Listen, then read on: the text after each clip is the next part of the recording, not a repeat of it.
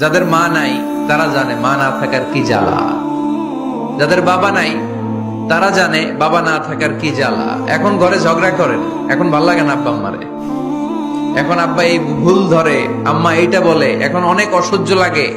তো যেদিন চলে যাবে ওই দিন বুঝতে পারবেন মাথার উপর থেকে ছাতাটা নাই হয়ে গেছে, বটবৃক্ষটা চলে গিয়েছে, আর উপদেশ দেওয়ার মতো কেউ নাই, কাছে আগলে রাখার মতো কেউ নাই।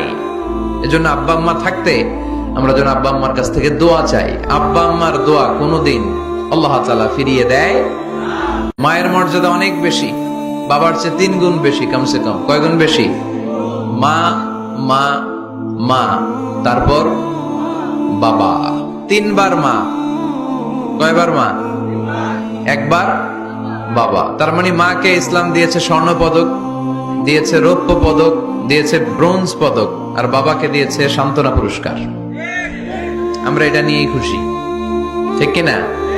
তাহলে মাকে 3টা পুরস্কার, স্বর্ণ পদক মা, রৌপ্য পদক মা, ব্রোঞ্জ পদক মা, বাবারে দিছে কি? সান্ত্বনা পুরস্কার। এজন্য মায়ের মর্যাদা বেশি। লাউ কাতা'তা জিলদাক, চামড়া কেটে যদি মায়ের পায়ের জুতা বানিয়ে দাও।